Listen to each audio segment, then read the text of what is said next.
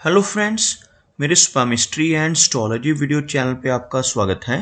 तो आज हम एनालिसिस करेंगे सैंड का और चेक करेंगे इसमें क्या क्या नई चीज़ें हमें सीखने के लिए मिलती हैं। तो एज यूजुअल शुरू करूँगा फिंगर्स के एनालिसिस से, उसके बाद चेक करेंगे फिंगर्स की सेटिंग को एंड माउंट्स को, और सबसे लास्ट में हम चेक करेंगे लाइंस को। इस तरह से पूरे हैंड का जो एनालिसिस हम कंप्लीट करेंगे।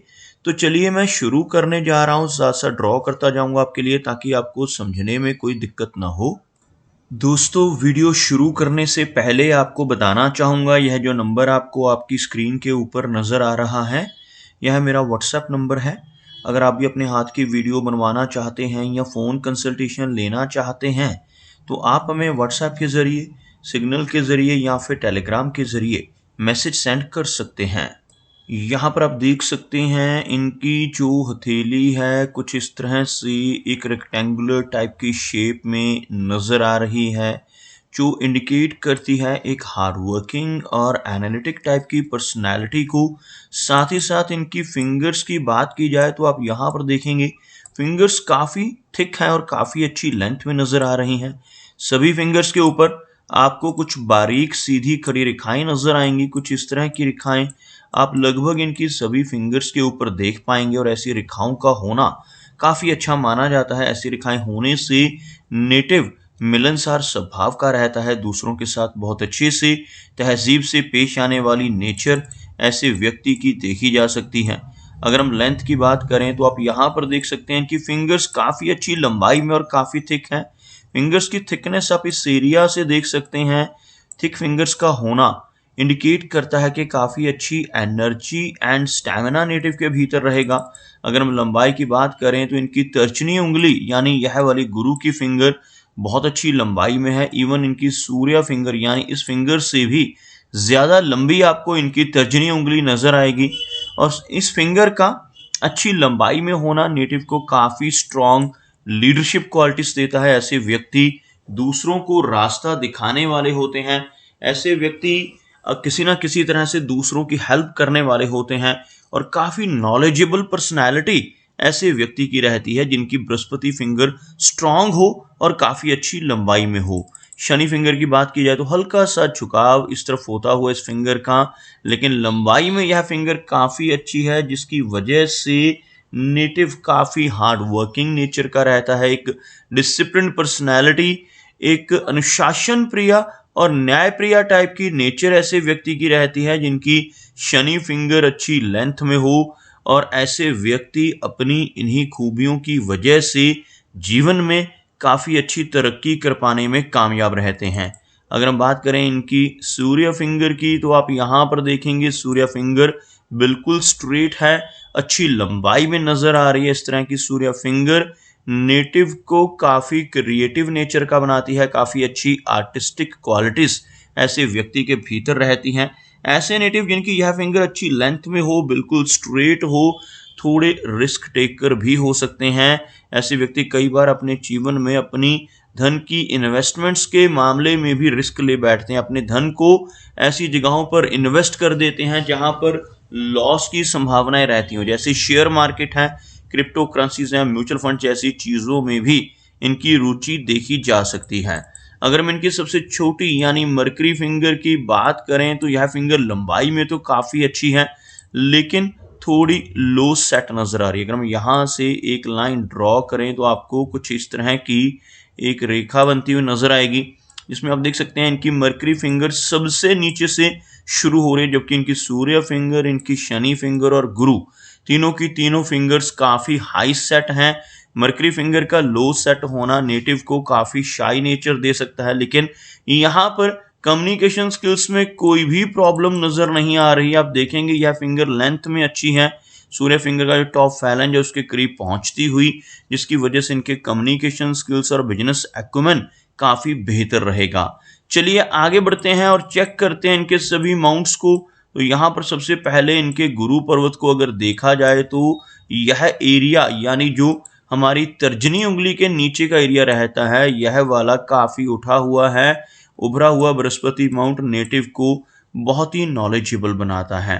इनके हाथ में अंगूठे के इस एरिया पर आपको यह आंख जैसी एक यहाँ पर एक आकृति बनती हुई नजर आएगी जिसको बुद्धाशाही का चिन्ह कहा जाता है। साथ ही साथ इनका गुरु पर्वत काफी उभरा हुआ। ऐसे व्यक्ति बहुत ही नॉलेजेबल होते हैं।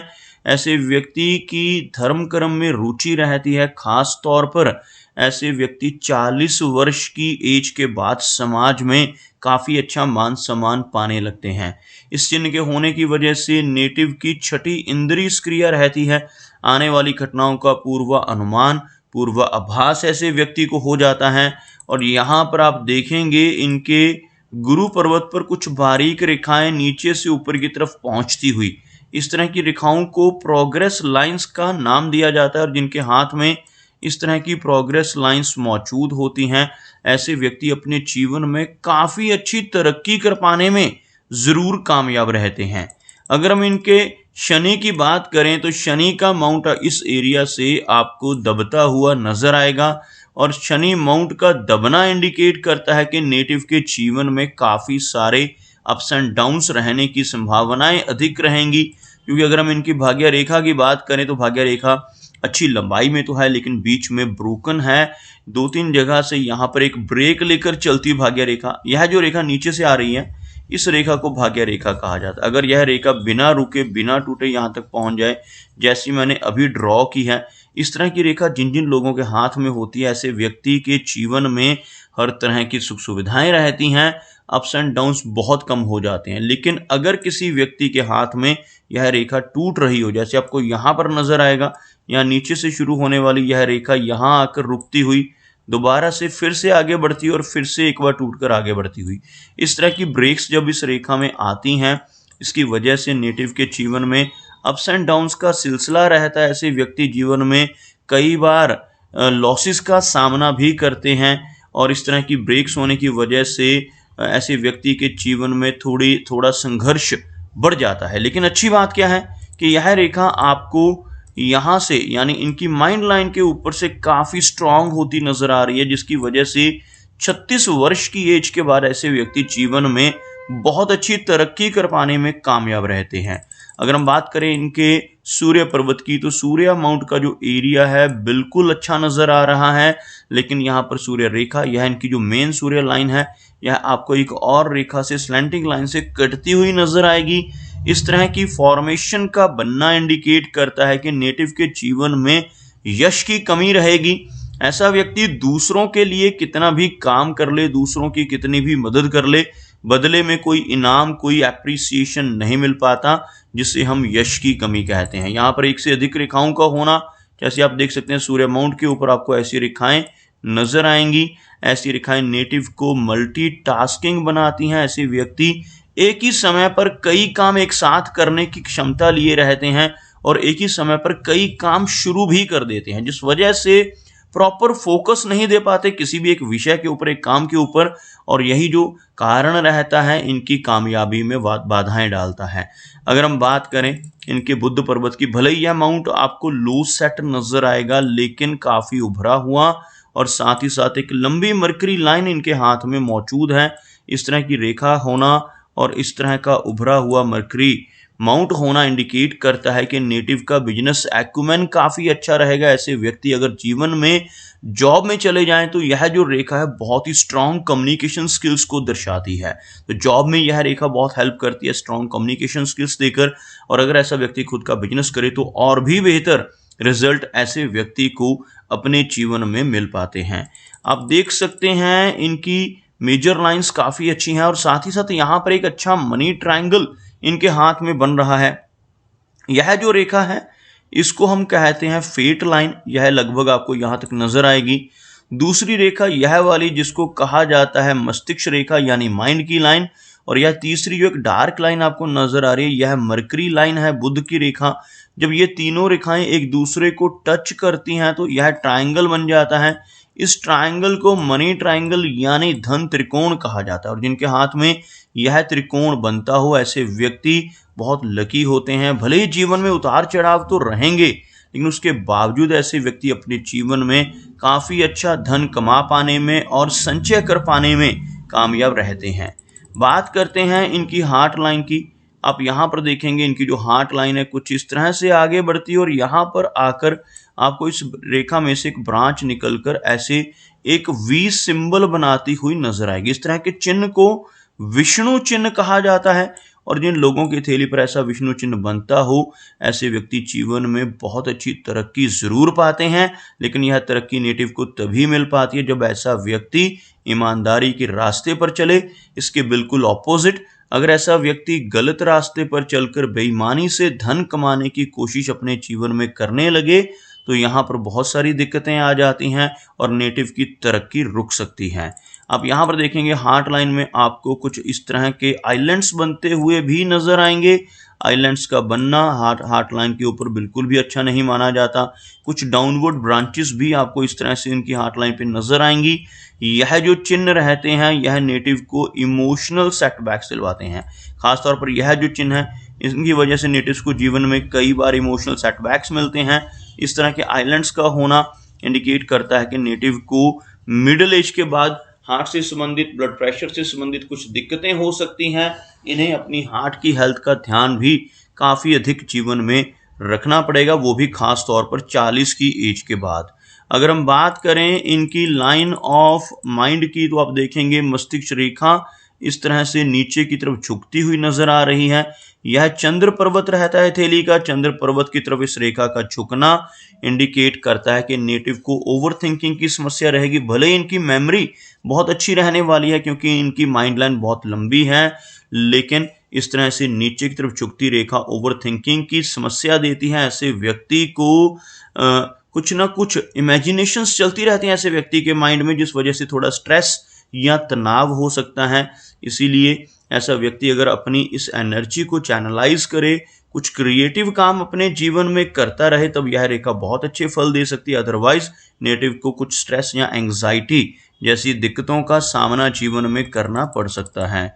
अगर हम इनकी जीवन रेखा की बात करें, तो आप यहाँ पर देखेंगे जीवन रेखा अच्छी लंबाई में है, और जीवन रेखा के अंत में केतु पर्वत के ऊपर आपको एक मछली नुमा आकृति नजर आएगी। इस आकृति की हम बात कर रहे हैं जो आपको इस एरिया में नजर आ रही होगी।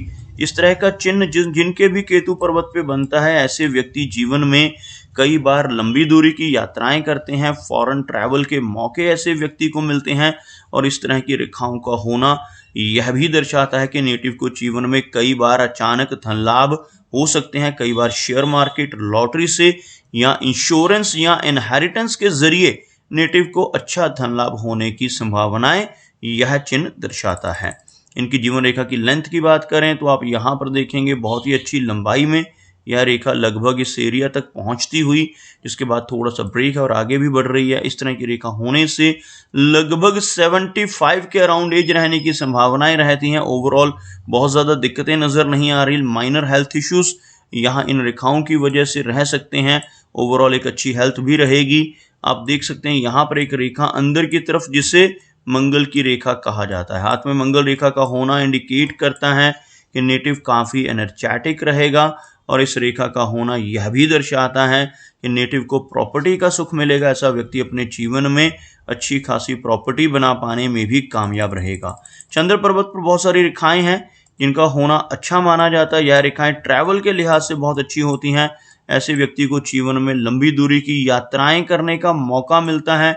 फॉरेन ट्रैवल्स रहते हैं। इन रेखाओं का कटना यहाँ पर अच्छा नहीं होता, जैसे यह रेखाएं कुछ रेखाओं से कटती भी हैं, इस वजह से नेटिव को स्ट्रेस और एंग्जाइटी की फीलिंग परेशानी देती है। अगर हम बात करें इनके शुक्र पर्वत की यानी वीनस के एरिया की, तो आपको यह माउंट उभरा हुआ नजर आएगा। उभरा हुआ शुक्र पर्वत जिन लोगों की हथेली पर रहता है, ऐसे व्यक्ति को जीवन में हर तरह की सुख सुविधाएं मिलती हैं, लेकिन इस माउंट के ऊपर इस तरह की बारीक रेखाओं का होना अच्छा चिन्ह नहीं माना जाता। ऐसी रेखाएं होने से नेटिव को अपने मैरिड लाइफ में दिक्कतों का सामना करना पड़ सकता है। रिलेशनशिप्स में भी ऐसे व्यक्ति के प्रॉब्लम्स इस तरह की रेखाओं की वजह से आ सकती हैं। तो दोस्तों, ये कुछ एनालिसिस थे इनके हैंड के बारे में, और मेरी कोशिश यही रहती है कि सभी सवालों के जवाब एक ही वीडियो के थ्रू दे पाऊँ, लेकिन फिर भी कोई ना कोई चिन्ह या सवाल रह जाता है, तो इनसे रिक्वेस्ट है कि अगर इनका कोई क्वेश्चन पेंडिंग है तो मुझे व्हाट्सएप पर मैसेज करें। मेरा वीडियो वॉच करने के लिए आपका बहुत बहुत धन्यवाद।